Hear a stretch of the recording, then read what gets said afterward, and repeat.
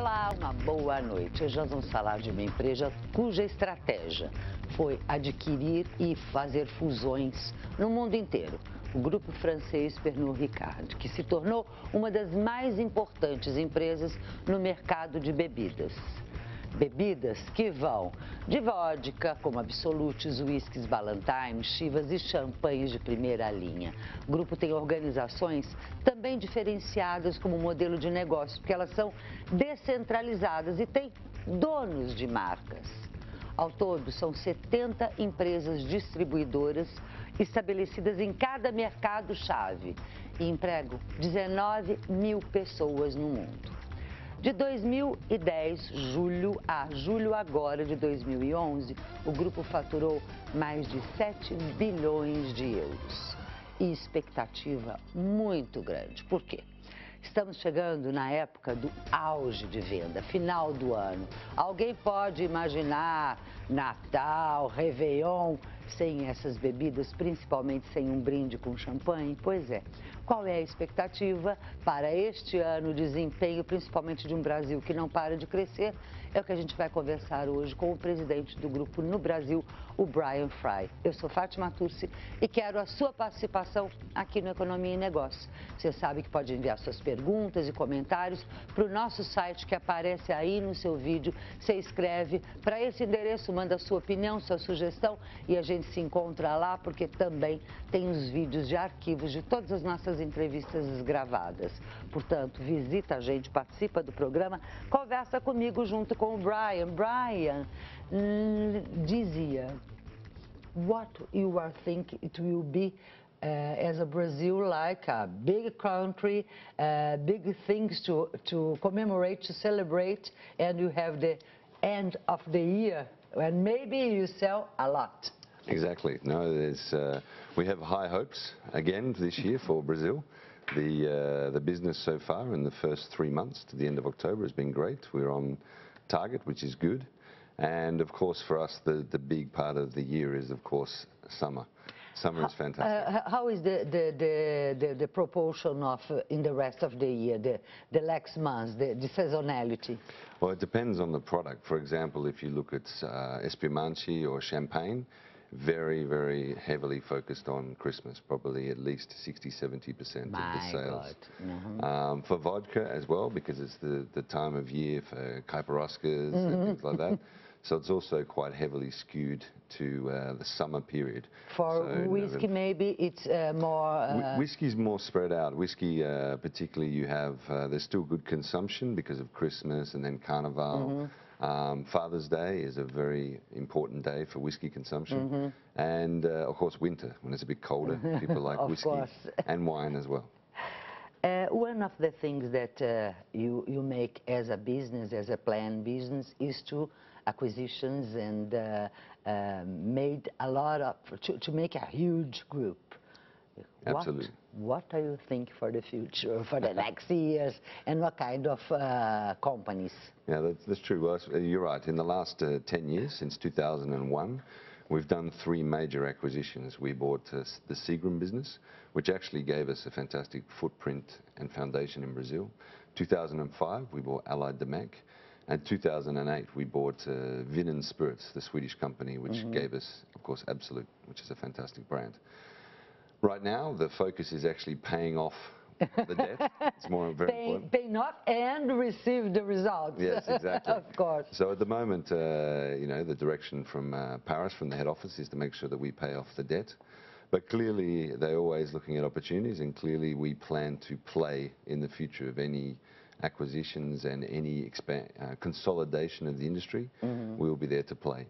But for the next 12 months, as far as I've been told, we need to make sure we pay off the debt, pay off Absolut. But I think you are sure that you make a good acquisitions, no? Yes, in all these companies. No, the 3 big acquisitions have been fantastic. I mean, the first one gave us, if you look at Brazil, gave us a great local spirits portfolio here, national spirits that we make here, but it also bought brands like Chivas Regal, Mato Cognac for Asia has been a huge success for us. And then Allied de Mac bought Ballantine, Champagnes, Malibu, brands like this. And of course, the big one was Absolute for us, which is great. I want to talk more about these acquisitions and the way that we did this. But first, we have several images, and I want you to comment this. So it is one part that I want you to talking about. You take a look for all the production, since agricultural area to industrial and so on. Exactly. I mean, clearly, spirits is two things. One is, of course, the quality of the product. The other one is the image and the lifestyle it brings. The quality of our products, with regards to champagne and spirits, is absolutely critical. So, in fact, we do a lot of investment and a lot of work with regards to making sure we have the best people, the best plants, the best technology to deliver great quality, without ruining the craftsmanship and the story, particularly with like whiskies and the first images we have champagne. So, for example, the guy drinking champagne, he's only the 4th cellar master in, I think, nearly 200 years for that house. Oh, yeah? So it's really important for us to maintain the legacy and quality, but at the same time, we spend a lot of time for new technology on the environmental footprint. So, for example, in Brazil here, we have 2 plants, and we've led the way for all of our American operations in terms of water conservation. So that's been key for us. Where do you have plants here? So we have a distillery, a maturation facility, and a bottling plant in Resende, in the state of Rio de Janeiro. And then we have a bottling, blending, and distribution facility in Suape, in Pernambuco. And do you think that will be enough in the moment? Well, I think it's always, in the last 12 months, we've opened a distribution center in Louveira, in the state of Sao Paulo. And we're always looking at better ways to improve our customer service and footprint, depending on the infrastructure or any changes at the moment. So, but yes, I mean, the idea is to grow. Of course. And Brazil is the moment to grow. Is the moment that you stay here in the right time, with the right products and in thinking in growing. I want to talk about this kind of acquisition, because you made acquisitions in whole the class, in whole the kind of products and so on. And I want to talk more about that. Economia e negócios já em fase de comemoração de fim de ano. Nós já estamos brindando aqui hoje com o Brian Fry, que é presidente da Pernod Ricard no Brasil, e que tem marcas que vão das champanhes, champagnes that is very expensive and cheaper too. Cognac, several kinds of whiskeys that you have low price and high price. Absolutely. How is the strategy, and then to maintain a company that have products for all the segments? It's a good question. It's the #1 question. So I think, when you look at Brazil looks quite unique because of 2 things. There's quite a big difference in price between the national products and the imported products. The second thing is you have quite a big class difference here. You have the class A, B, C, and D. So you can spend a lot of time thinking about where you should you target just class A or class B. So in fact, and sometimes they mix. They want the C, want the products that have in a B class. Yes, exactly, and that's more what we focus on, is the occasion. So for example, the occasion, whether you're out in a restaurant or you're at home with just a few friends or have a big party or a wedding or something like that. Each one is a different occasion, and then people have a different thinking. So we really try. So sometimes the C wants, okay, in this occasion I will spend more because it's a good occasion for me. I want to celebrate something. So they buy products that you maybe destinate for A class. Exactly. For example, if you look in the Northeast, you'll see in the bars, you'll see classy C people who during the week would be drinking rum or beer. Actually, on a Saturday night in a better bar, they will work together to buy a very nice bottle of whiskey to treat themselves, but also to show a little bit around them. So your key or your game is to make in all the points a good distribution. Your point here in Brazil is more more than products is distribution. It's two things. It's distribution, absolutely. The second is no matter what the price, we want to make sure that our products are the most premium at that price point. So to deliver aspiration. So for example, if you want to spend just 20 reais, no problem. We want to have something there that's very good, you're very happy with. If you want to spend 10,000 reais, we have one of them as well. So. And I have to say, I want to drink some to that. Maybe something in the middle. But I don't know if I want to expand it. But look, how many items do you have in all the, I think it's 100, I don't know. In terms of, if you look at the brands globally, yes, we have lots and lots, hundreds. In terms of Brazil, and that's the great thing about Pernod Ricard, is what they do is they give us the choice. We have one rule that you must promote Absolute Vodka and Chivas Regal in every country around the world. After that, then you can choose whatever brand is the best fit for the country. So for Pernod Ricard, in the world, the two brands that you put, it's obligation. It's Chivas and Vodka Absolute. Absolute Vodka, absolutely. And then after that, you get to choose whether you want champagne, whether you want cognac, cognac-y, rum.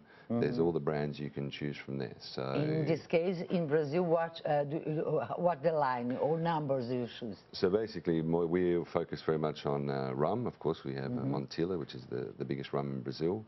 Vodka, which we see is very good, both local produced vodka, national vodka, and imported. So we have All Off and we have Absolute. And even super premium, we have a new Absolute Elix, which is being launched right now, this week. But then also we're looking at whiskey, and we have local whiskey, national whiskey, which we make here in Brazil, Nata Nobles. And then we have, of course, Chivas Regal, Ballantine's, Royal Salute. And then we believe there's a great opportunity in the future for champagne and sparkling wine, Espumante. Yeah, so we do champagne from France, and we also have Argentinian Espumante.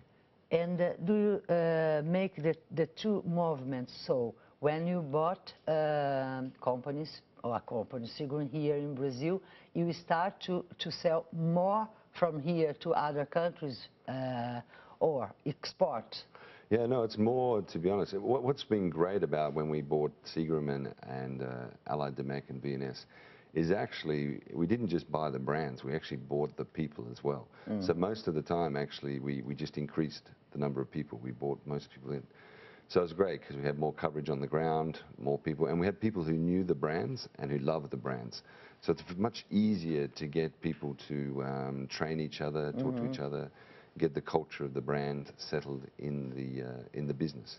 Because so, as you say, for the company, all the countries, how many countries you are? We have 70 individual companies in 70 countries. In 70 countries. So individuals are the next things that we are talking about. But you are, all of you have the mission to buy Chivas and Vodka Absolute. Yes. And one day you came to Paris and say, okay, you have to sell Montilla, or you have to sell some kind of...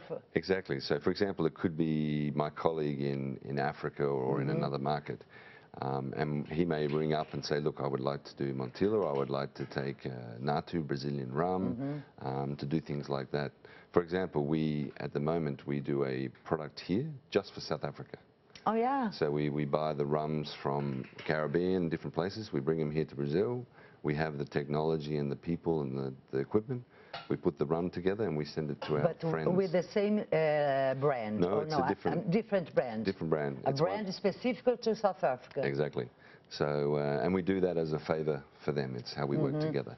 So that way they don't have to have the facilities. In this case, do you know how the increase that you have when you buy from now the oldest companies here in Brazil in exportation? Very small, to be honest. We don't export very much at all. We very much in Brazil focus on the Brazilian consumer. Really, that's for me a much better business opportunity rather than exporting to other countries. Of course, if we can help our fellow colleagues, we will, absolutely.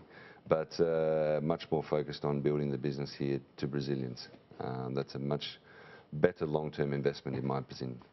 I think so. O nosso mercado não para de crescer, portanto, o foco dele é realmente o mercado consumidor interno. A gente vai falar já sobre como é que se dirige uma companhia que, na verdade, tem 70 donos, um em cada país, que manda em si próprio. Como é que é essa história? Em ritmo de final de ano, economia e negócios já brindando com o Brian Fay, presidente da Pernod Ricard, que sabe o quanto representa, principalmente, 70% ele nos disse no primeiro bloco, esta época de final de ano para espumantes e champanhes, por exemplo, e aí tem todos os outros produtos. But I want to talk about now how is to manage a company that have 7 owners. Everybody can put a finger in the company. Well, yes. It's a different way to make a business, no? That's right. I mean, that's pretty much always been our unique distribution model. So we have the head office, the holding company in Paris, which is actually a very small business. There's maybe just 100 people in Paris. But in fact, what we do is we have 70 individual companies, and it's decentralization. So basically, me and my team. They are not representative. They are not only distribution. They are like a partner, and in the meanwhile, owners, something like this. Exactly. So we, the management team here in Brazil, we have some guidelines we need to stick to. We need to have certain brand priorities. We need to have a proper financial framework which is shared across the group. We have to make sure that we really promote the same company culture. But the day-to-day and decision-making on what brands we do, whether we invest in local products, imported products, etc., is very much resting in the market. And for example, when we do the acquisitions, we have 70 individual acquisition plans, because each managing director or president needs to actually say, okay, what's going to work best for Brazil? What's going to work best for Chile? What's going to work best for France? And then that gets sent out to Paris, and then they put together the full integration plan. It's very good. It's very, very good. It allows us to be quite fast and reactive in the market, which is great. And if you see an opportunity, you can take it, which is great. Yeah, and you have a big limit to do things without asking their permission. No, I think, you always have to ask permission. It's not it's very free. Important. Yes. No, it's not free and clear. But in the end, we have, we have strategic plans, and we have scheduled business reviews, and, I have a boss in New York, and we talk regularly. But it's much more, it's not about the day-to-day management. It's much more about, okay, what's the plan for the year? When the plan is set, we do it. What's the plan for 3 years, 5 years? So this is very good. But yes, it's not the day-to-day, but no, I don't have full control. Okay. Nobody does. Maybe you have the last meeting this year to end the year. Yes. And what your plan, or what you intend to tell them about the plan for the 5 years in Brazil? That's a good question. Well, I've got to be careful. I can't tell my competition. Well, only a little. But I think that clearly what's happening is the growth of a class of consumers in Brazil. I think, everyone talks about the C class, but I think it's A, B, C, and D in respect to actually how much disposable income people have. So what they can afford to consume. And I think for me, that's the really big ticket item. And actually looking at, there's going to be a growing need for more luxury spirits and champagnes, things. But then also there's still a very strong need for the C class, the new middle class, to make sure that we have good vodka, whiskey, rum products that are really fitting there. So in fact, the problem with Brazil at the moment is there's a lot of opportunities, so you have to choose. So you have to choose which opportunity. Exactly. Exactly. Perfect. Brian, thank you very much. Thank you. Today, only with water, please, because the champagne at home. Next time. Thank you, next time. Obrigada a você que esteve nos acompanhando também. Você sabe, encontro marcado com Economia e Negócios toda segunda, quarta e sexta, às 11 da noite, aqui na Record News. Jornalismo 24 horas de plantão.